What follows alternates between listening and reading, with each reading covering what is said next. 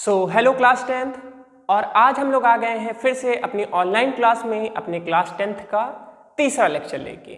ठीक है, तो नेक्स्ट लेक्चर तक में हम लोग ने क्या बात कर लिया था। नेक्स्ट लेक्चर में हम लोग ने आपतित किरण, परावर्तित किरण, आपतन बिंदु, ये सब और परावर्तन के दो नियम, इन सब की बात हमने कर ली थी।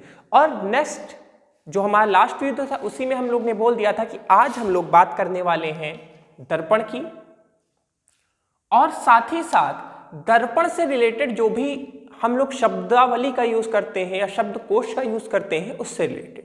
ठीक है, तो आज हम लोग बात करने वाले हैं सबसे पहले किसकी, दर्पण की। तो देखिए ध्यान दीजिए, हम अगर बात करें दर्पण, अगर हम आपसे बोलें दर्पण, तो दर्पण क्या होता है वह समझिए सबसे पहले कि जब भी कोई कांच के टुकड़े के एक तरफ हम रेड ऑक्साइड पेंट का उपयोग करते हैं, रेड ऑक्साइड, देखिए ध्यान दीजिए अंतर क्या है दर्पण और कांच में। जैसे कोई दर्पण है, मान लीजिए ये कोई दर्पण है, अब हम इसके आर पार देख सकते हैं। ये अभी क्या है, पारदर्शी है।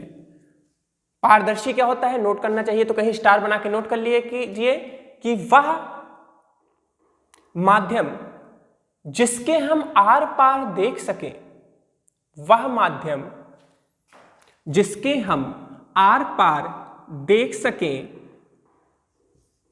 उसे हम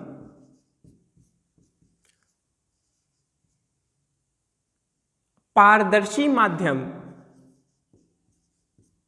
उसे हम पारदर्शी माध्यम कहते हैं।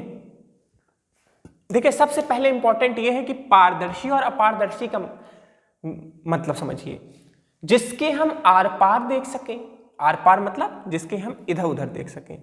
जैसे हम बात करें आपके सामने, हमने बात की आपसे बेटा, हमने बात किया कि कोई शीशा है, जैसे हम लोग के घर की खिड़कियों में लगा रहता है सफेद रंग का शीशा, उसके हम आर पार देख सकते हैं। और वही जगह कुछ शीशे ऐसे भी होते हैं जिनके हम आर पार नहीं देख सकते। अगर जैसे देखिए लाइन लाइन खींचे रहे कोई शीशा हो, उस पर इस तरह की लाइनें बनी रहे हैं, कुछ होते हैं, कई शीशे होते हैं, बहुत से शीशे होते हैं। अभी हम फिलहाल यहाँ पे स्पेशली शीशे की बात नहीं करने बैठे हैं, हम केवल दर्पण और कांच के बीच में अंतर बताना चाह रहे हैं। तो बहुत से शीशे जिनके हम आर पार नहीं देख सकते उन्हें हम क्या बोलते हैं,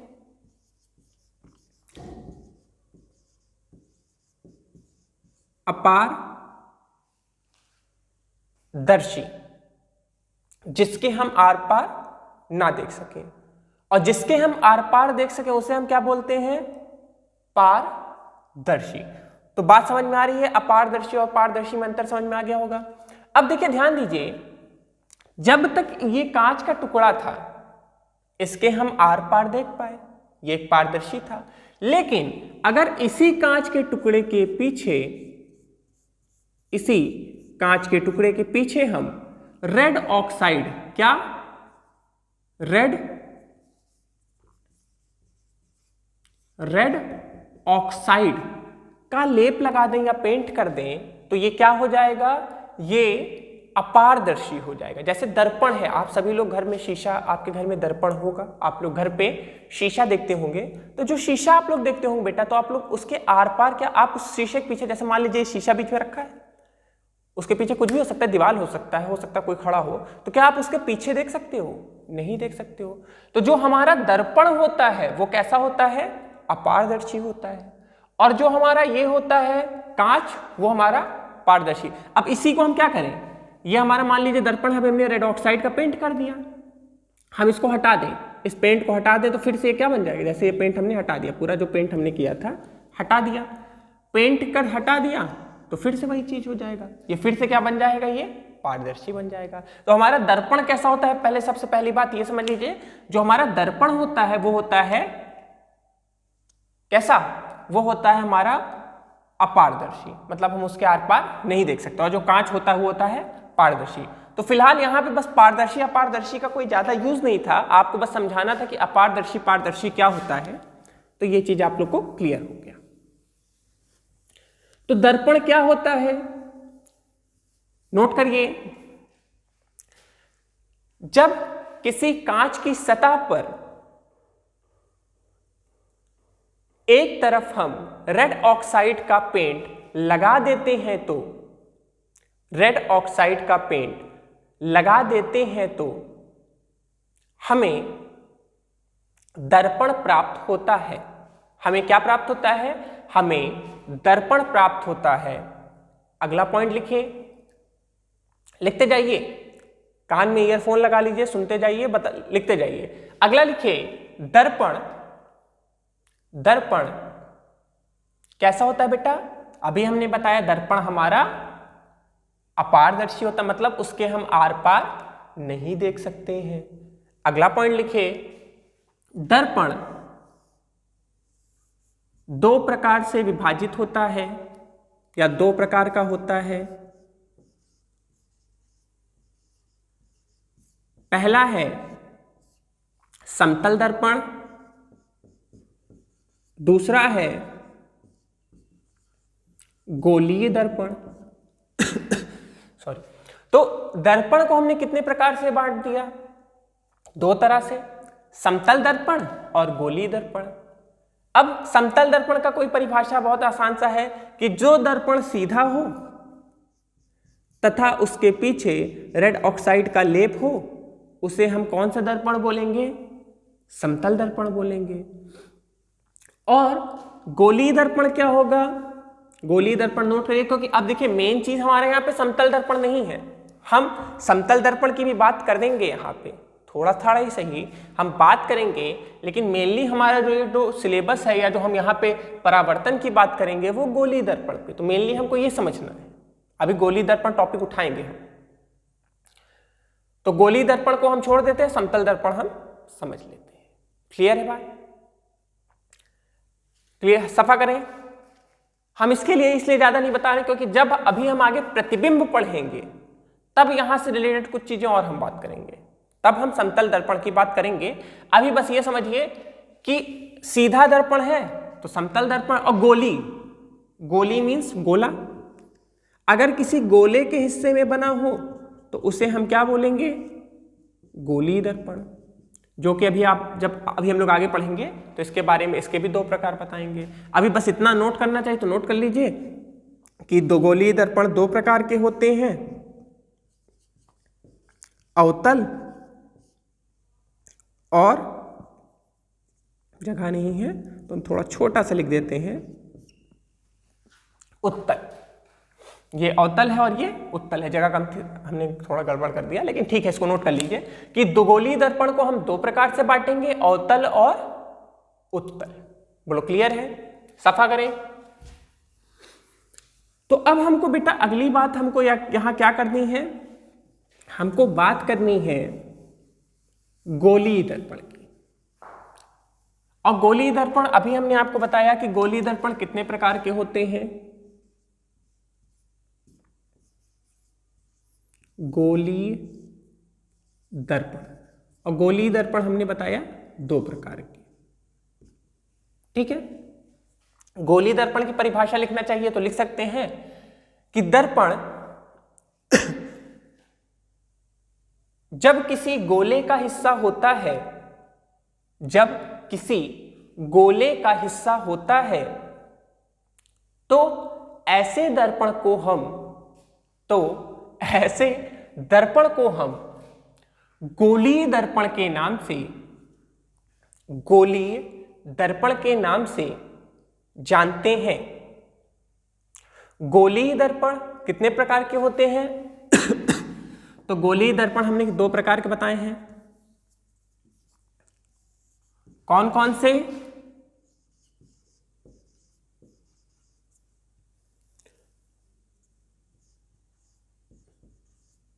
अवतल दर्पण और दूसरा है उत्तल दर्पण। तो गोलीय दर्पण हमारे दो प्रकार के हो गए, अवतल और उत्तल, ठीक है। अब देखिए ध्यान दीजिए, अवतल और उत्तल में डिफरेंस करना या दो के दोनों के बीच में क्या अंतर होता है, ये चीज जानना बहुत आवश्यक है, क्योंकि मैक्सिमम टाइम मैंने बच्चों में ये चीज दिक्कत देखी है कि वो लास्ट तक कंफ्यूज रहते हैं कि अवतल कौन सा है और उत्तल कौन सा है। ठीक है, तो सबसे पहले हम बात करेंगे अवतल दर्पण की। थोड़ी देर के लिए पेन रख दीजिए, अवतल दर्पण की समझ लेते हैं क्या होता है और उत्तल क्या होता है। सबसे पहली बात आपको बेटा ये समझना जरूरी है कि ये गोला है, अगर इसी को हम कुछ पूरा कर दें, मेरा गोला अच्छा नहीं बनता है बट आप समझने के लिए समझिए, अगर इसी को हम पूरा कर दें तो ये कुछ इस तरह का गोला होगा। देखो गोल हो गया ना, और ये जो है इतना हिस्सा ये इसी का एक हिस्सा है, इसीलिए इसको हमने क्या बोला, गोली दर्पण। इसको पूरा करें तो ये भी कुछ इस तरह से पूरा होगा। बोलिए होगा कि नहीं होगा, बोलिए। हमने जो शीशा लिया बस इतना ही लिया, और यहाँ पे भी जो दर्पण लिया, सॉरी शीशा बोले, हमने यहाँ पे जो दर्पण लिया वो इतना ही लिया, लेकिन ये जो है किसी गोले का हिस्सा रहा होगा। जैसे अभी हमने कंप्लीट किया, इधर गोला बना, उसमें उधर बना, बोलो बन गया। इसको सफा कर दे तो बोलो बात समझ में आई। इसको गोली दर्पण क्यों बोलते हैं, क्योंकि ये जो यहाँ पे दर्पण है ये किसी गोले के हिस्से थे, इसी कारण से हमने इनको नाम दिया गोली दर्पण। बोलो क्लियर है, आसान सा टॉपिक है, समझते जाइए। ठीक है, अब इसकी परिभाषा लिख लेते हैं, किसकी, अवतल दर्पण की। देखिए यहां पे अगर आप सतह देखिए तो एक उभरी हुई सतह है, मतलब एक बाहर निकली हुई सतह है, और एक दबी हुई सतह है। दिख रहा है, ये वाली सतह दबी है, ये वाली उभरी है, ये वाली उभरी सतह है और ये वाली दबी सतह है। तो लिखिए वह गोली दर्पण, अवतल दर्पण की परिभाषा लिखवा रहे हैं, वह गोली दर्पण जिसमें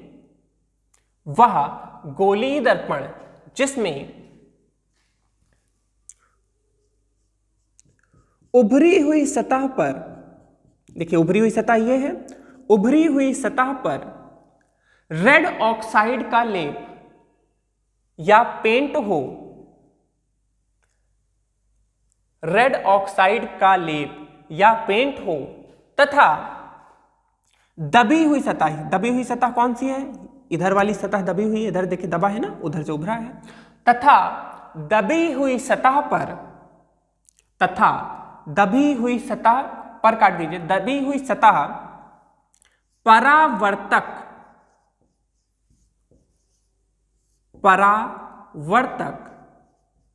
पृष्ठ की तरह कार्य करे तो, परावर्तक पृष्ठ की तरह काम करे तो ऐसे दर्पण को हम अवतल दर्पण कहते हैं।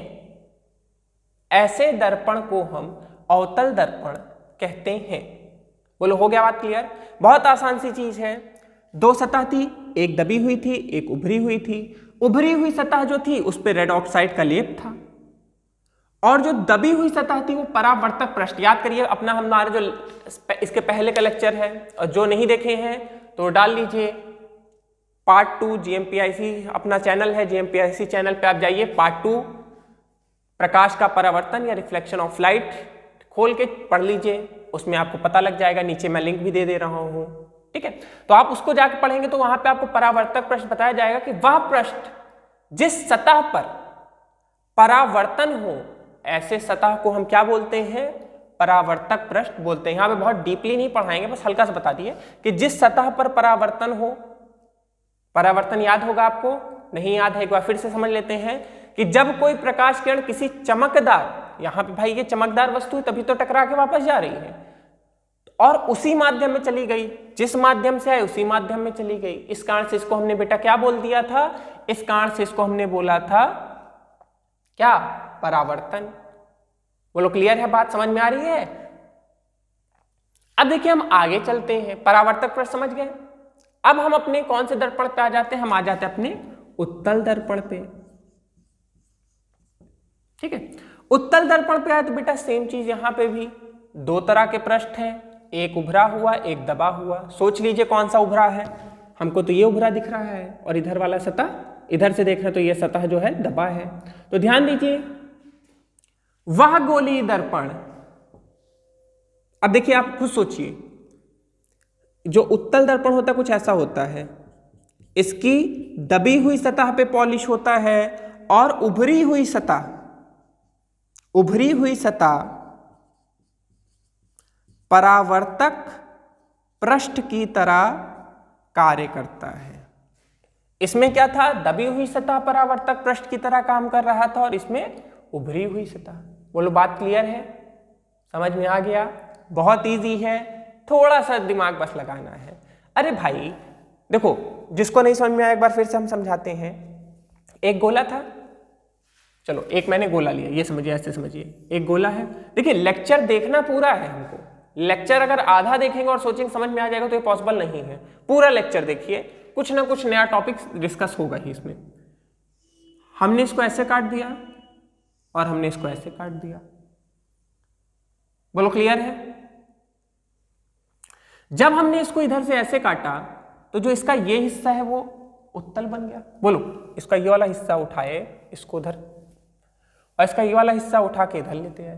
बोलो बात आ रही समझ में? समझ में आया इसको गोली क्यों बोला? क्योंकि ये गोले का हिस्सा था, इसीलिए गोले दर्पण बोला गया। ठीक है, अब इसका पहले परिभाषा लिख लेते हैं कि वह गोलीय दर्पण जिसकी उभरी हुई सतह परावर्तक पृष्ठ का कार्य करे,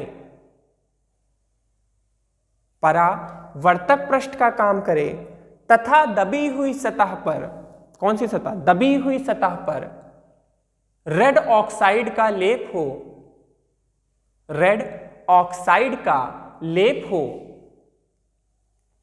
ऐसे दर्पण को हम उत्तल दर्पण के नाम से जानते हैं। बोलो क्लियर है? नोट कर लीजिए, समझ लीजिएगा, ध्यान दीजिए, अभी से ही क्लियर करें, क्योंकि आगे फिर ये कंफ्यूजन क्रिएट करेगा। क्योंकि अभी आगे जब हम लोग चलेंगे तो आगे लेंस आएगा, उत्तल लेंस, अवतल लेंस, तो कंफ्यूजन बढ़ेगा। तो इसीलिए अभी से क्लियर करिए कि जिसकी दबी हुई सतह पे, सीधे से बस इतना समझिए कि जिसकी दबी हुई सतह परावर्तक पृष्ठ की तरह काम कर रही है वो अवतल है, और जिसकी उभरी हुई सतह परावर्तक पृष्ठ का काम कर रही है वो हमारा उत्तल है। बोलो क्लियर है? नोट कर लीजिए, इसको पॉज करके प्रॉपर्ली इसको समझ लीजिए, फिर इसके आगे तभी बात करेंगे जब ये चीज आपको क्लियर हो जाएगा। चलिए तो फिर आगे बढ़ा जाए। आप लोग अवतल, अब आप लोग को इतना पढ़ने के बाद अवतल और उत्तल दर्पण के कॉन्सेप्ट में बहुत क्लियर है कि जिसका परावर्तक पृष्ठ अंदर की ओर दबा होता है उसे हम अवतल दर्पण बोलते हैं, और जिसका परावर्तक पृष्ठ बाहर की ओर उभरा होता है उसे हम उत्तल दर्पण बोलते हैं। बोलो इतना चीज क्लियर हो गया? अब हम लोग बेटा आगे बढ़ते हैं, थोड़ा सा और आगे बढ़ते हैं। आगे जब हम लोग पढ़ते हैं तो हमें मिलेगा गोलीय दर्पण से संबंधित कुछ पद। देखिए अब यहां पे कई पद आएंगे, कौन कौन से आएंगे थोड़ा हम नोट कर लेते हैं पहले ही। पहला होता है ध्रुव, जिसको हम पोल भी बोलते हैं। अगला होता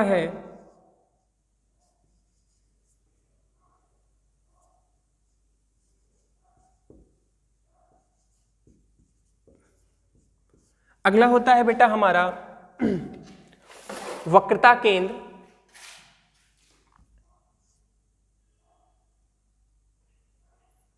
जिसको हम सेंटर ऑफ कर्वेचर बोलते हैं। थोड़ा और इधर लिखते हैं क्योंकि बहुत उधर भाग जा रहे हैं, बाद में दिक्कत होगी। तीसरा होता है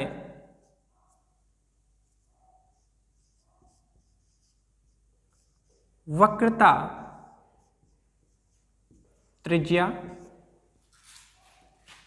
जिसको हम बोलते हैं रेडियस ऑफ कर्वेचर।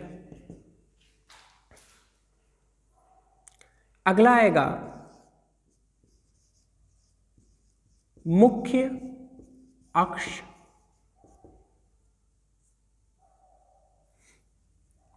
इसका अगला आएगा हमारा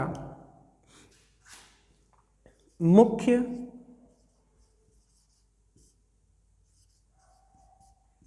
फोकस, और सबसे अंत में हमारा आएगा एक कुछ छूट गया लग रहा है, वक्रता केंद्र, वक्रता त्रिज्या, मुख्य अक्ष, द्वारक। हाँ चलिए छठा कर देते हैं, द्वारक।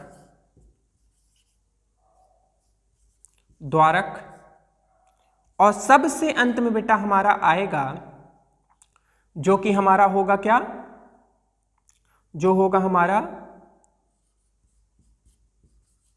फोकस दूरी। इसको पहले नोट कर लीजिए, फिर इसके बाद एक एक को लेके हम लोग डिस्कस करते जाएंगे। दिख रहा है प्रॉपरली? थोड़ा पॉज करके जूम करके देख लीजिए अगर नोट हो गया। शुरू करें। देखिए हमारे पास दो गोली दर्पण है, नो डाउट। चलिए इसका नाम क्या होगा बताइए?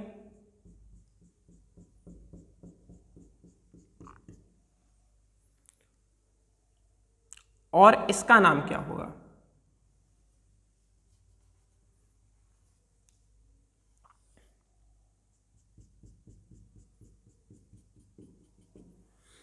ठीक है, तो अभी थोड़ी देर पहले हम लोग बात कर रहे हैं कि जिसका परावर्तक पृष्ठ दबा हो उसे हम अवतल बोलते हैं। लिख दें अवतल। जिसने आंसर दे दिया वेरी गुड, अपने आप को टॉफी दे दीजिए, और जो नहीं बता पाया वो और थोड़ा मेहनत करिए, आ जाएगा। तो ये है हमारा अवतल दर्पण और ये है हमारा उत्तल दर्पण। ठीक है, अब देखिए सबसे पहले अब इन्हीं पे जो भी चीजें हैं, ये सात की सातों चीजें जो हैं वो इन्हीं से रिलेटेड है, कहीं और नहीं जाना है, इसी पे बात करना है। तो सबसे पहला चीज है ध्रुव। ठीक है, अब देखिए ध्रुव क्या है, नोट करिए। सबसे पहले लिखिए परावर्तक पृष्ठ के गोली दर्पण के, सॉरी गोली दर्पण बढ़ा लीजिएगा आगे, गोली दर्पण के परावर्तक पृष्ठ के मध्य बिंदु को हम ध्रुव के नाम से जानते हैं तथा इसे हम कैपिटल P, बड़ा P बनाएंगे, P फॉर पैरेट।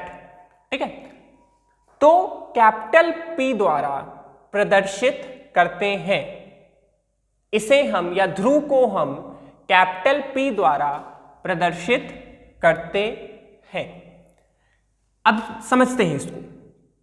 ये भी गोली पृष्ठ है, ये भी गोली पृष्ठ है। अब आपके मन में एक छोटा सा क्वेश्चन होगा, सर एक सीधी लाइन है 10 सेंटीमीटर की, तो उसको तो हम आधा कर देते हैं 5, तुरंत हो जाएगा, इजीली हो जाएगा, कोई दिक्कत नहीं है। लेकिन ये तो गोला है, तो कैसे पॉसिबल होगा कि इसको हम करें?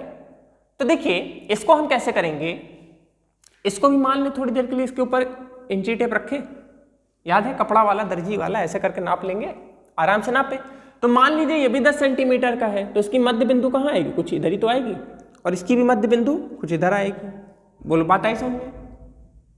और ये जो हमारी मध्य बिंदु है, इसी मध्य बिंदु को हम किस नाम से जानेंगे? ध्रुव। किस नाम से प्रदर्शित करेंगे? P। बोलिए क्लियर है? कोई दिक्कत? आसान है? P P P P, easy. चलिए नेक्स्ट वन। तो मध्य बिंदु को हमने क्या बोल दिया? हमने बोल दिया P या ध्रुव। अगला है बेटा हमारा क्या? वक्रता केंद्र। वक्रता केंद्र, वक्रता केंद्र क्या होगा ये समझिए। केंद्र आप लोग जानते हैं, जैसे गोला, कोई वृत्त बनाया या कोई गोला हमने बनाया तो उसका केंद्र होता है। देखिए कितना सुंदर गोला बन गया, गलती से ही सही, कितना प्यारा गोला। आप लोग इससे अच्छा गोला बना के बताइएगा। ठीक है, तो इसी तरह ये भी गोला होगा और इसकी भी बेटा एक मध्य बिंदु होगी। बोलो होगी कि नहीं होगी? होगी भाई, गोला है तो हर गोले का एक केंद्र होगा, और इसी गोले को हम किस नाम से जानते हैं? C नाम से जानते हैं। तो लिखिए गोली दर्पण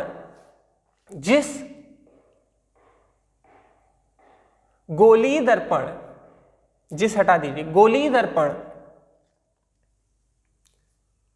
जिस गोले का हिस्सा होगा, जिस गोले का हिस्सा होगा उसी के केंद्र को हम, उसी के केंद्र को हम वक्रता केंद्र के नाम से, वक्रता केंद्र के नाम से जानते हैं, उसी को हम वक्रता केंद्र के नाम से जानते हैं। हो गया। इसी में अगला पॉइंट लिखिए, वक्रता केंद्र को हम सी, कैपिटल सी है, सी फॉर कैट, ठीक है, कैपिटल सी द्वारा प्रदर्शित करते हैं। बोलो क्लियर है। अब देखिए इसका जो सी होगा वो इधर होगा, क्या इसका भी सी इधर होगा? सोच के बोलिए, ये सोचने वाली चीज है, ये थोड़ा सोचने वाली चीज है। इधर की इधर? जल्दी से इसको कमेंट करिए नीचे, फिर इसके बाद आप आंसर देखिएगा। नीचे कमेंट करिए, जो भी लेक्चर देख रहा है नीचे कमेंट करिए कि ये इसके दाएं साइड होगा कि बाएं साइड होगा, मतलब लेफ्ट पे होगा कि राइट में। अब हम लोग ऐसे है ना, तो हमारा ये हाथ राइट है तो ये राइट हो गया, और ये क्या हो गया? लेफ्ट हो गया। तो बताइए राइट की लेफ्ट? जल्दी से आंसर सोच के बताइए। पॉज करिए वीडियो, नीचे पहले लिखिए राइट की लेफ्ट। चलिए, उम्मीद करते हैं कुछ लोग नहीं भाई, जो भी लेक्चर देख रहे हैं वो उन्होंने आंसर दिया होगा। चलिए अब इसको हम बेटा देखते हैं। जब इसको हम बेटा देखेंगे तो देखिए इसका जो गोला होगा वो कुछ इधर पूरा होगा। बोलो, इसका ऐसे है तो ऐसे कंप्लीट होगा, ऐसे होगा तो इसका केंद्र भी किधर होगा? इसका केंद्र भी इधर कहीं होगा। बोलो होगा कि नहीं होगा? इसका किधर होता? इसका इधर होता, तो इसका केंद्र इधर है, इसका केंद्र इधर है। बोलो कोई दिक्कत? तो इसका सी किधर आ गया? इधर आ गया। कोई डाउट नहीं? चला जाए आगे। तो वक्रता केंद्र भी हम समझ गए। अगला चीज है वक्रता त्रिज्या।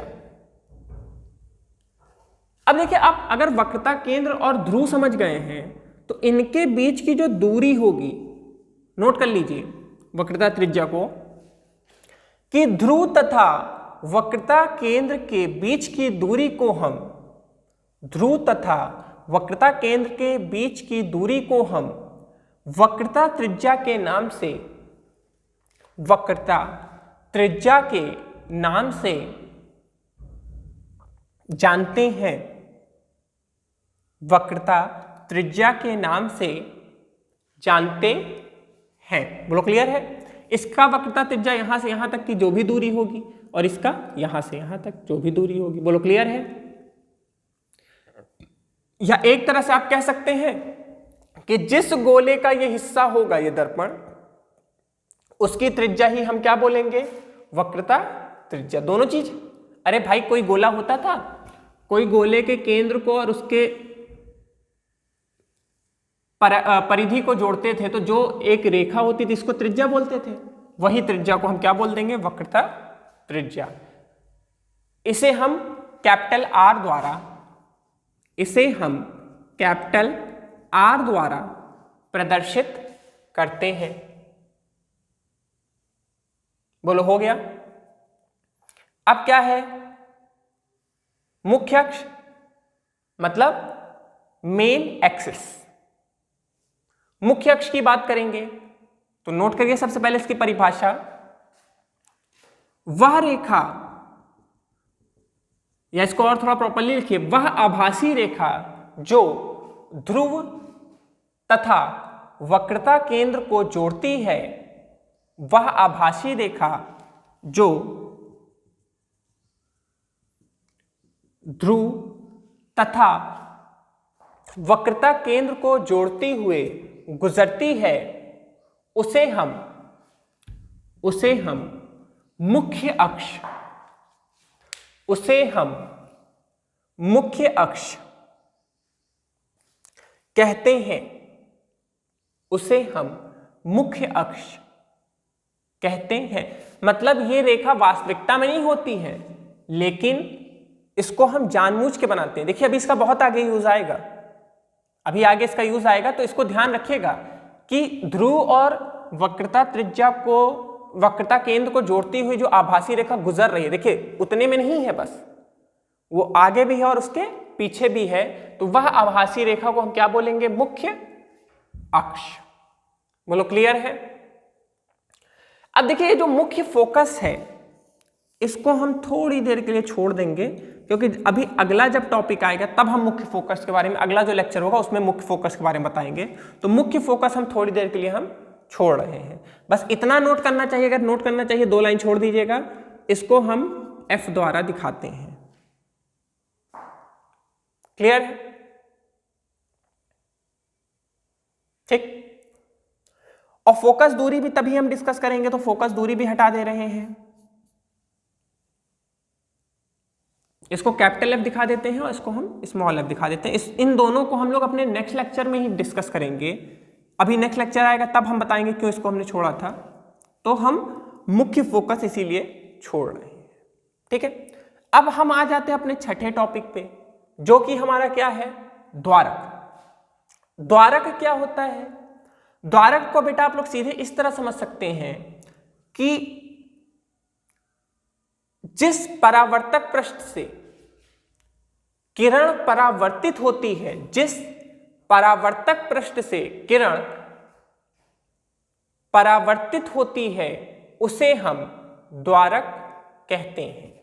ठीक है, जैसे इतनी सी सतह है, इतना सा परावर्तक पृष्ठ है, तो इतने पे कहीं भी किरण आएगी परावर्तित, जैसे यहां पे किरण आई वापस, यहां पे आई वापस, यहां पे आई वापस, मतलब इतने में कहीं भी आएगी तो वापस हो जाएगी, नहीं हो जाएगी। तो इतने पृष्ठ को हम किस नाम से जानेंगे? इतने पृष्ठ को हम द्वारक के नाम से जानेंगे। बोलिए बात क्लियर है? तो हमने आज क्या क्या क्लियर कर लिया? ध्रुव,